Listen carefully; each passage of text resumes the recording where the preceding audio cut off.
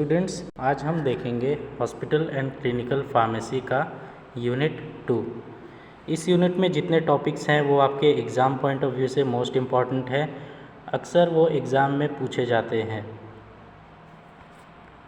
तो इसमें सबसे पहले हम देखेंगे फार्मेसी एंड थेरेपेटिक्स कमेटी। ये एक प्रकार की हॉस्पिटल में कमेटी होती है। इसके अंदर कुछ हॉस्पिटल के लोग इन्वॉल्व होते हैं और वो क्या करते हैं हम देखते हैं आगे।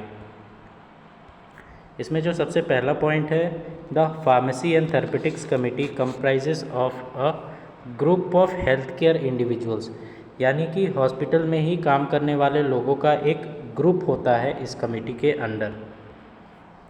दूसरा पॉइंट है, PTC is mainly composed of physicians, pharmacist, nurse and administrator. मतलब कि इस कमेटी में, फार्मेसी एंड थेरेपेटिक्स कमेटी में जनरली कौन कौन लोग होते हैं? एक फिजिशियंस होते हैं, फार्मासिस्ट होते हैं, नर्स होती हैं और एडमिनिस्ट्रेटर होते हैं। जनरली इस कमेटी में जो फिजिशियंस हैं वो 3 होने चाहिए, एक फार्मासिस्ट, एक नर्स और एक एडमिनिस्ट्रेशन का इंडिविजुअल होना चाहिए। नेक्स्ट पॉइंट है, they make policies regarding the drug used in hospital. Generally ये कमेटी के लोग करते क्या हैं कि जो भी हॉस्पिटल में दवाएं यूज़ की जा रही हैं उसके रिगार्डिंग ये पॉलिसीज़ बनाते हैं, गाइडलाइंस को फॉर्म करते हैं कि दवा को कैसे यूज़ करना है, उसको कैसे डिस्ट्रीब्यूट करना है हॉस्पिटल में। इन सारी चीज़ों के रिगार्डिंग वो पॉलिसीज़ को फॉर्म करते हैं। नेक्स्ट पॉइंट है, they promote health care in hospital, यानी वो हेल्थ केयर को प्रमोट करते हैं, स्वास्थ्य सेवा को बढ़ावा देते हैं, पेशेंट को अच्छा ट्रीटमेंट प्रोवाइड करके, अच्छी दवाओं से ट्रीटमेंट उसका करके ये हेल्थ केयर को प्रमोट करने का काम करते हैं।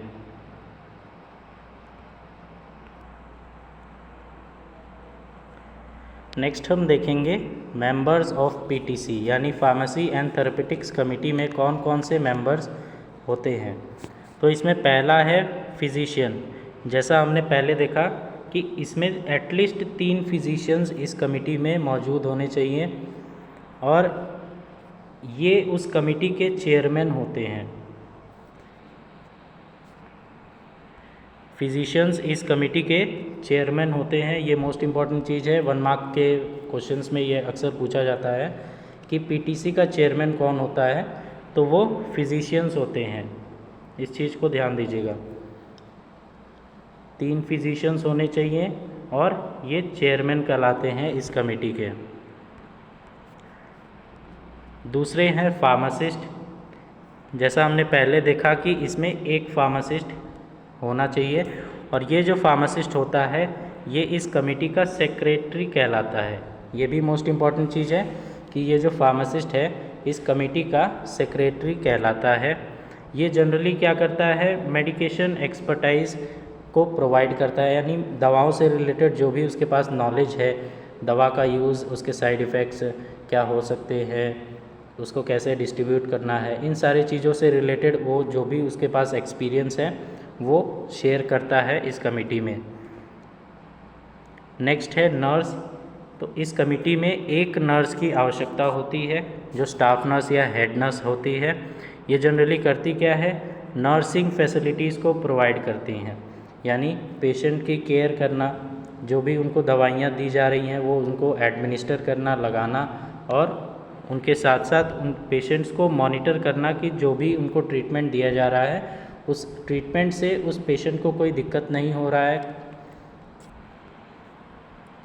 और लास्ट इसमें एक आता है हॉस्पिटल एडमिनिस्ट्रेटर, यानी हॉस्पिटल का इंचार्ज या जो भी मैनेजमेंट उसका देखता है हॉस्पिटल का, उसमें का एक व्यक्ति इस कमेटी में होना चाहिए जो ओवरऑल हॉस्पिटल के मैनेजमेंट को मैनेज कर सके।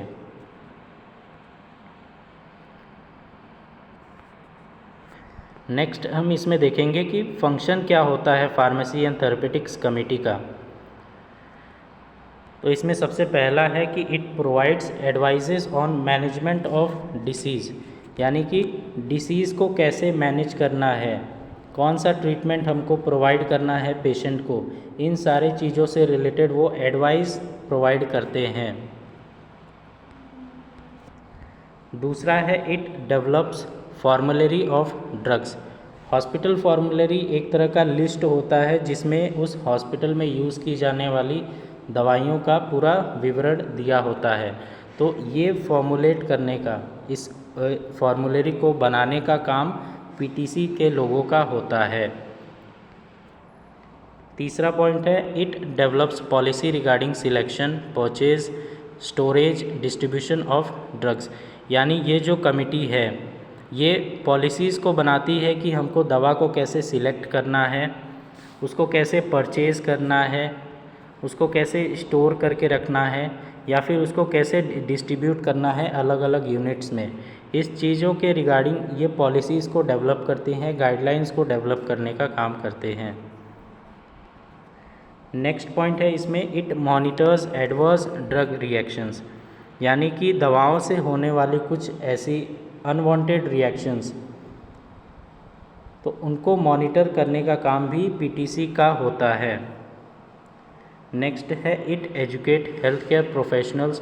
यानी ये उस हॉस्पिटल में काम करने वाले जो दूसरे स्टाफ्स होते हैं उनको भी एजुकेट करते हैं, दवाइयों से रिलेटेड जो भी दिक्कतें हों, चाहे वो दवा का यूज़ कैसा हो, उसके साइड इफ़ेक्ट्स आ रहे हैं तो उस केस में हमको क्या करना है, कोई एडवर्स रिएक्शन आ रहा है तो उस केस में हमको क्या करना है। तो इन सारी चीज़ों से रिलेटेड वो जो हॉस्पिटल में स्टाफ हैं उनको एजुकेट करने का काम भी करते हैं। लास्ट है it solve problems related to drugs. यानी दवाओं से रिलेटेड जो भी दिक्कतें हैं उनको सॉल्व करने का काम ये पीटीसी करती है। यानी ये फार्मेसी एंड थेरेपेटिक्स कमेटी का ये सारा फंक्शन दिया गया है। इसको आप अच्छे से पढ़ लीजिए, ये बहुत इम्पॉर्टेंट है, एग्ज़ाम में हर साल पूछे जाने वाला ये टॉपिक है pharmacy and therapeutics committee. Next हम देखेंगे जो दूसरा टॉपिक है हॉस्पिटल फॉर्मुलरी। जैसा हमने पहले भी डिस्कस किया कि हॉस्पिटल फॉर्मुलरी एक उस हॉस्पिटल में यूज़ की जाने वाली दवाइयों का एक लिस्ट होता है। तो इसमें भी वही चीज़ दिया है कि hospital formulary is a list of medicines that are used within the hospital. यानी हॉस्पिटल के अंदर ही यूज़ की जाने वाली दवाइयों का एक लिस्ट होता है हॉस्पिटल फॉर्मुलरी। दूसरा पॉइंट है hospital formulary is developed by the members of PTC. जैसा हमने फंक्शंस ऑफ पीटीसी में देखा कि जो फार्मेसी एंड थेरेपेटिक्स कमेटी है वही कमेटी हॉस्पिटल फॉर्मुलरी का फॉर्मेशन करती है। यानी वही उसी कमेटी के लोग जो हैं वो हॉस्पिटल फॉर्मुलरी बनाते हैं। नेक्स्ट पॉइंट है कि drugs are chosen for the formulary depending on their safety, effectiveness and cost. जो भी दवाइयाँ हॉस्पिटल फॉर्मुलरी में ऐड की जाती हैं उनके लिए ये देखा जाता है कि वो पेशेंट के लिए सेफ़ हैं, वो इफ़ेक्टिव हैं यानी कारगर हैं, काम कर रही हैं अच्छे से, और कॉस्ट के आधार पे कि ज़्यादा महंगा दवाइयाँ हम हॉस्पिटल फॉर्मुलरी में ऐड ना करें। यानी वो दवाइयाँ इतनी सस्ती होनी चाहिए कि एक पेशेंट उसको आसानी से अफोर्ड कर सके। नेक्स्ट पॉइंट है hospital formulary also contains important information that how to use और डिस्ट्रीब्यूट ड्रग इन हॉस्पिटल। यानी ये जो हॉस्पिटल फॉर्मुलरी होता है, ये जो दवाइयों का लिस्ट होता है हॉस्पिटल में, इसमें कुछ इम्पॉर्टेंट इन्फॉर्मेशंस भी होते हैं, जैसे हम कैसे दवाइयों को यूज़ करना है या उन दवाइयों को कैसे हॉस्पिटल में डिस्ट्रीब्यूट करना है अलग अलग यूनिट्स में। तो इसके रिगार्डिंग भी उसमें जानकारी दी गई रहती है। इसके साथ ही उसमें उसके पॉसिबल साइड इफ़ेक्ट्स का भी इंफॉर्मेशन रहता है कि उन दवाइयों से कौन कौन से साइड इफ़ेक्ट्स पेशेंट को हो सकते हैं। नेक्स्ट हम देखेंगे procedure for development of hospital formulary.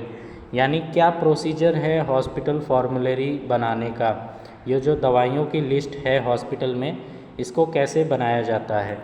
तो इसमें सबसे पहले हमने पहले भी डिस्कस किया कि इसको बनाने के लिए फार्मेसी एंड थेरेपेटिक्स कमेटी का गठन करना पड़ता है। तो इसमें पहला पॉइंट है formation of a pharmacy and therapeutics committee, यानी इस कमेटी का गठन हमें पहले करना पड़ेगा हॉस्पिटल फॉर्मूलरी बनाने के लिए, क्योंकि यही कमेटी हॉस्पिटल फॉर्मूलरी बनाती है। दूसरा है आइडेंटिफाइंग हॉस्पिटल नीड्स, यानी हॉस्पिटल की क्या आवश्यकताएं हैं, इन चीज़ों को पहचानना कि उस हॉस्पिटल में सबसे ज़्यादा कौन सी बीमारियों का इलाज होता है, उस हॉस्पिटल में कौन से केसेस, किस बीमारी के केसेस ज़्यादातर आते हैं, हम उसी बीमारी के दवाइयों को हॉस्पिटल फॉर्मूलरी में इंक्लूड करेंगे। और हमारे पास करंट ट्रीटमेंट क्या क्या अवेलेबल है उस डिसीज़ के लिए, उस बीमारी को ट्रीट करने के लिए हमारे पास प्रेजेंट टाइम में कौन कौन से ट्रीटमेंट्स अवेलेबल हैं। ठीक है, पहले हमने क्या देखा कि हमने एक पीटीसी कमेटी का गठन किया गया हॉस्पिटल में। फिर दूसरा, हॉस्पिटल के नीड्स को पहचाना गया कि कौन कौन से नीड्स हैं हॉस्पिटल के, किन बीमारियों के दवाइयाँ हमें हॉस्पिटल फॉर्मूलरी में ज़्यादातर रखनी है, तो उस बेसिस पे हम अब ड्रग को सिलेक्ट करेंगे। तीसरा स्टेप इसमें क्या है, ड्रग सिलेक्शन, यानी दवा को सिलेक्ट करना कि कौन सी दवा पेशेंट के लिए इफ़ेक्टिव होगी, किस बेसिस पे, उसकी सेफ्टी के बेसिस पे, एफिकेसी के बेसिस पे और कॉस्ट के बेसिस पे, यानी वो दवा पेशेंट के लिए सेफ़ भी रहनी चाहिए, एफिशिएंट भी होनी चाहिए और कॉस्ट भी उसका कम होना चाहिए, जिससे पेशेंट उसको आसानी से अफोर्ड कर सके, ख़रीद सके। दवा सिलेक्ट करने के बाद हम फॉर्मूलरी का डेवलपमेंट करते हैं, यानी जो हॉस्पिटल फॉर्मूलरी है उसको बनाया जाता है। इसमें जो है कुछ एक्स्ट्रा इन्फॉर्मेशंस भी इंक्लूड किए जाते हैं, जैसे कि उसके क्या साइड इफ़ेक्ट्स हो सकते हैं और उन दवाइयों को एडमिनिस्टर करने में हमको क्या क्या प्रिकॉशंस या क्या क्या सावधानियां बरतनी हैं, इन चीज़ों का भी विवरण उस लिस्ट में दिया गया होता है। पांचवा है मेंटेनेंस, जैसे कि हॉस्पिटल फॉर्मूलरी अब बन गई तो उसको मेंटेन भी करना है, उसको रेगुलरली रिव्यू भी करना है और उसको अपडेटेड भी रखना है। अगर कोई नई दवा हमको उसमें ऐड करनी है तो वो प्रोसीजर भी फॉलो किए जाए, अगर कोई उसमें से दवा को डिलीट भी करना है, हटाना भी है, तो उसके लिए भी प्रोसीजर्स अवेलेबल होते हैं। तो सारे ही चीज़ों से उसको अपडेटेड रखना है, उसको मेंटेन करके रखना, ये लास्ट स्टेप इसका होता है।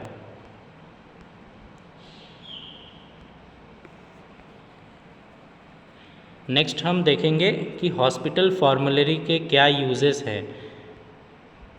तो इसमें पहला पॉइंट है to select the most useful medicine for patient care, यानी पेशेंट के लिए सबसे उपयोगी दवा कौन सी होगी उसको हम सिलेक्ट कर सकते हैं। दूसरा है to select the safe medicine for patient care, यानी जो भी दवा हम सिलेक्ट कर रहे हैं वो पेशेंट के लिए सेफ़ है। तीसरा है it provides information on side effect and benefits, जैसा कि हमने पहले भी देखा कि इस लिस्ट में, इस हॉस्पिटल फॉर्मूलरी में उसके साइड इफ़ेक्ट्स के बारे में भी जानकारी दी गई होती है और उसके बेनिफिट्स क्या क्या हैं, कि उसके लाभ क्या क्या हैं, इसके बारे में भी जानकारी दी गई रहती है। नेक्स्ट पॉइंट है it helps health care provider to follow guidelines. तो जनरली जैसे कि इसमें हमने पहले भी देखा कि इस हॉस्पिटल फॉर्मूलरी में दवाओं से रिलेटेड सारे इन्फॉर्मेशंस रहते हैं कि कैसे उसको यूज़ करना है, कौन कौन से उसके प्रिकॉशंस को फॉलो करना है, क्या सावधानियाँ उसकी होनी चाहिए, उस दवाओं को कैसे डिस्ट्रीब्यूट करना है अलग अलग वार्ड्स में। तो इससे जो हेल्थ केयर प्रोवाइडर्स हैं, जो भी हॉस्पिटल में स्टाफ काम कर रहे हैं, तो उनके लिए एक गाइडलाइन बन जाती है कि आप इनको, इन्हीं चीज़ों को फॉलो करके आप अच्छा ट्रीटमेंट प्रोवाइड कर सकते हैं पेशेंट को। लास्ट पॉइंट है it promotes rational drug use. Rational drug use ये होता है कि सही मेडिसिन सही पेशेंट को सही समय और सही डिसीज़ के लिए दिया जाए, तो उससे उस पेशेंट का ट्रीटमेंट बहुत अच्छी तरह से हो सकता है। तो रैशनल ड्रग यूज़ को भी प्रमोट करता है ये हॉस्पिटल फॉर्मूलरी।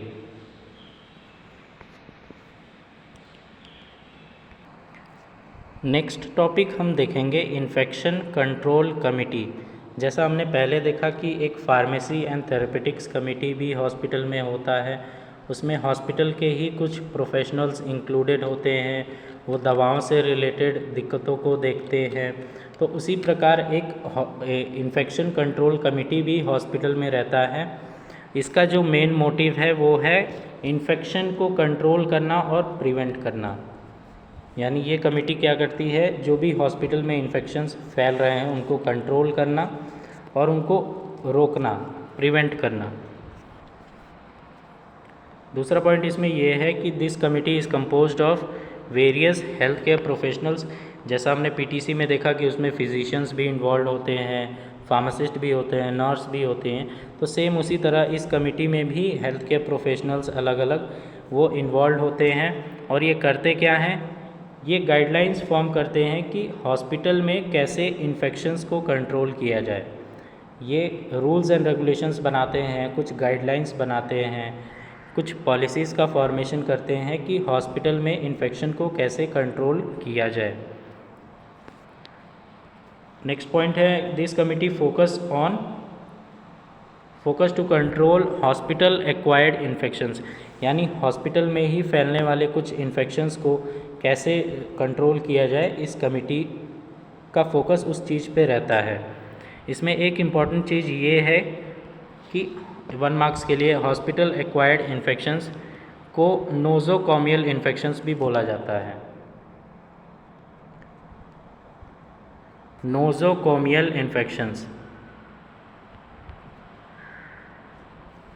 ये 1 मार्क्स में पूछे जाने वाला क्वेश्चन है। हॉस्पिटल एक्वायर्ड इन्फेक्शंस को नोज़ोकॉमियल इन्फेक्शन भी बोला जाता है। नेक्स्ट हम देखेंगे कि फार्मासिस्ट का क्या रोल होता है एंटी माइक्रोबियल रेजिस्टेंस में।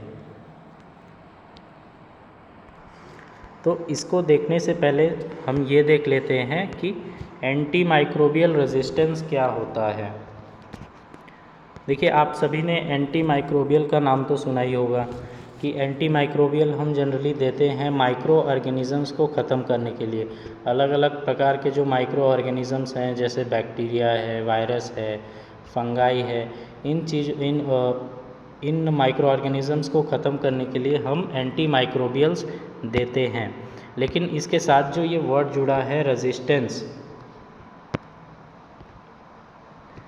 इसका मतलब होता है प्रतिरोध, यानी उस चीज़ को रोक देना। यानी जो भी एंटी माइक्रोबियल हम उस माइक्रो ऑर्गेनिज़म्स को ख़त्म करने के लिए दे रहे हैं, वो क्या करेगा, वो इस एंटी माइक्रोबियल के इफ़ेक्ट को रोक देगा। यानी हमने दिया उसको ख़त्म करने के लिए, उस माइक्रो ऑर्गेनिज़म्स को किल करने के लिए, लेकिन वो माइक्रो ऑर्गेनिज़म उस एंटी माइक्रोबियल के इफ़ेक्ट को रोक देगा।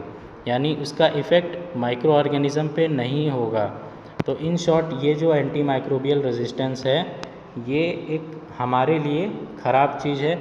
ये बैक्टीरियाज़ की एक एबिलिटी है, उन्होंने अपने आप को अडेप्ट कर लिया है इस एनवायरनमेंट में, कुछ अपने अंदर चेंजेस कर लिए हैं कि जो भी हम दवा दे रहे हैं उस बैक्टीरिया को या वायरस को किल करने के लिए, तो वो उससे बच जा रहे हैं, वो उसके इफ़ेक्ट को ख़त्म कर दे रहे हैं। वो दवा उस बैक्टीरिया को किल ही नहीं कर पा रहा है। तो यही एंटी माइक्रोबियल रेजिस्टेंस होता है। तो इसमें बेसिकली फार्मासिस्ट का क्या रोल होना चाहिए, तो इसमें पहला है dispensing antibiotics appropriately by pharmacist. यानी जो भी डॉक्टर के द्वारा जो पर्चा लिखा जा रहा है उसमें एंटीबायोटिक्स की जो डोज़ है, जो कॉम्पोजिशन है, उसके एक्यूरेटली हम उस एंटीबायोटिक को डिस्पेंस करें। यानी अगर 625 mg का डोज़ डॉक्टर के द्वारा प्रिस्क्राइब किया गया है तो हम 625 mg ही दें। अगर उस केस में 500 mg अगर हम देते हैं तो ये एंटी माइक्रोबियल रेजिस्टेंस डेवलप कर देगा। बैक्टीरिया या वायरस को ये पता चल जाएगा कि जो इंडिविजुअल है वो हमें किल करने के लिए कोई दवा खा रहा है, तो उस केस में वो रेजिस्टेंस डेवलप कर लेता है। दूसरा पॉइंट है educating patients on proper antibiotic use. यानी एंटीबायोटिक से रिलेटेड जो भी इंफॉर्मेशन है वो पेशेंट को प्रोवाइड करें, जैसे एंटीबायोटिक्स का जनरली कोर्स चलता है, अगर 5 दिन एंटीबायोटिक्स खाने के लिए बोला जाए तो 5 दिन तक हमको एंटीबायोटिक्स खाना चाहिए। अगर किसी पेशेंट को 5 दिन दिया जा रहा है खाने के लिए, लेकिन अगर वो 3 दिन ही खाता है और उसके सिम्टम्स जो है वो उसके जो इन्फेक्शन है वो ख़त्म हो गए हैं, तो उस केस में जो बचा हुआ 2 दिन है, 2 दिन का एंटीबायोटिक है वो नहीं खाता है। तो ऐसा नहीं करना चाहिए। पॉसिबल है कि आपके जो सिम्टम्स आ रहे हैं या फिर जो इन्फेक्शन है वो ठीक हो गया हो, लेकिन बैक्टीरिया अभी भी आपकी बॉडी में प्रेजेंट है, तो उस केस में दोबारा वो इन्फेक्शन कॉज कर सकता है। तो एंटीबायोटिक का जितने दिन का भी कोर्स हो वो उसको पूरा करना चाहिए। नेक्स्ट पॉइंट है providing information on infection transmission. जो भी हॉस्पिटल में पेशेंट्स हैं या स्टाफ हैं उनको इन्फॉर्मेशन प्रोवाइड करना कि हम इन्फेक्शन को ट्रांसफ़र होने से कैसे रोक सकते हैं, इन्फेक्शन को फैलने से कैसे रोक सकते हैं, उन सारी चीज़ों से रिलेटेड इन्फॉर्मेशन प्रोवाइड करना। लास्ट है guide hospital for use of suitable antibiotics disinfectants. जैसा हमने पहले देखा कि फार्मेसी एंड थेरेपेटिक्स कमेटी में भी फार्मासिस्ट इन्वॉल्व हैं, इन्फेक्शन कंट्रोल कमेटी में भी फार्मासिस्ट इन्वॉल्व है। तो ये हॉस्पिटल्स को एडवाइस करते हैं कौन से सूटेबल एंटीबायोटिक्स हैं हम यूज़ कर सकते हैं, या कौन से सूटेबल डिसइंफेक्टेंट्स हैं जो हम हॉस्पिटल में यूज़ कर सकते हैं। जैसे फ़िनाइल वगैरह हो गया, तो ये कौन सी कंपनी का होना चाहिए, कौन से कॉम्पोजिशन का होना चाहिए। तो इन सारी चीज़ों से रिलेटेड वो हॉस्पिटल को एडवाइस प्रोवाइड कर सकते हैं। तो इसी के साथ हमने हॉस्पिटल एंड क्लिनिकल फार्मेसी के सेकेंड यूनिट का जो मोस्ट इम्पॉर्टेंट क्वेश्चंस है आपके एग्ज़ाम पॉइंट ऑफ व्यू से उसको डिस्कस किया। Thank you.